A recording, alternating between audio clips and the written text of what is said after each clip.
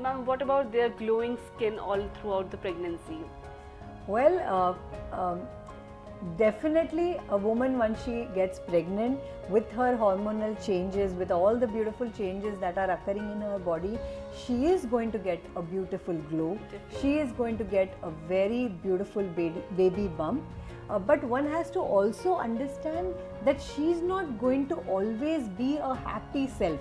You know, with lot of hormonal changes, with lot of physical changes going on in her body, there are going to be really good times, and then there are going to be really not so good times also. Right. So I often tell my patient and their husbands, you know, that during these 9 months, the husband's job is providing tender, loving care to her and all her demands, whatever she needs.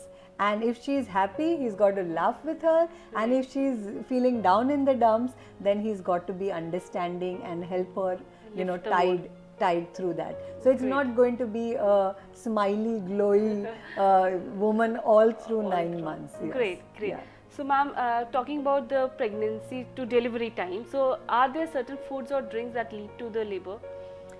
Well, there may be certain things like papaya and all which cause uterine stimulation or cramping, but we do not like to, we avoid them in pregnancy. So it's not like when she's about to go in labor, I'll ask her to eat a plate full of papaya.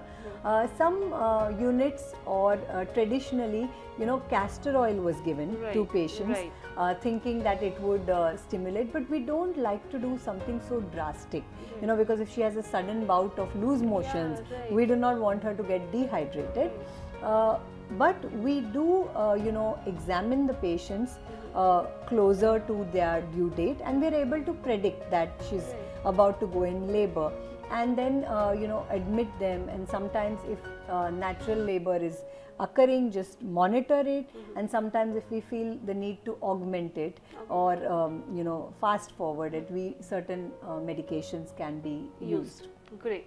So ma'am, last question is, after a lady who was delivered via a C-section, does vaginal delivery is a possibility in that case?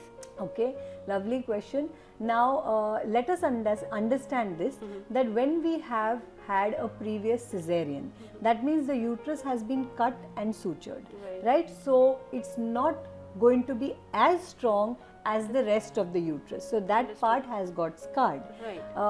But that doesn't mean that after one scar she can never have a vaginal birth. This is called as vaginal birth after cesarean. In our term, medical terms, we call it as VBAC. So yes, there are patients where we do allow VBAC, but we have to be extremely guarded, and it is very important for the patient to understand that there is always a risk of that scar opening up, you know, which can get into a danger situation for the mother and the baby. So in such a situation, I would not have a patient sitting at home, you know, with a previous scarred uterus and gone in labor. I would like her to be very much in front of me, under my care, in the hospital, in the institute, being monitored very carefully. And then if, you know, situation is allowing, yes, we could try for a vaginal birth, but higher chances of having a repeat cesarean for those who've had a previous cesarean. So ma'am, any final verdict or any final thoughts for the viewers? So since we are talking about pregnancy, what I would like to tell my viewers is, you know, pregnancy is literally one of the most precious and most beautiful journey of your life. And instead of getting riddled with all sorts of problems, I would recommend each one of you to enjoy your pregnancy thoroughly and have a beautiful baby in your arms by the end of it. And we would very much, we at Fortis, our whole team here, would very much like to be a part of your most beautiful journey. Thank you. Thank you so much, ma'am. Thank you for coming. Thank you. So as for my viewers, in case they have any other further questions, please put in the comments. We'll try to answer maximum of them. Thank you.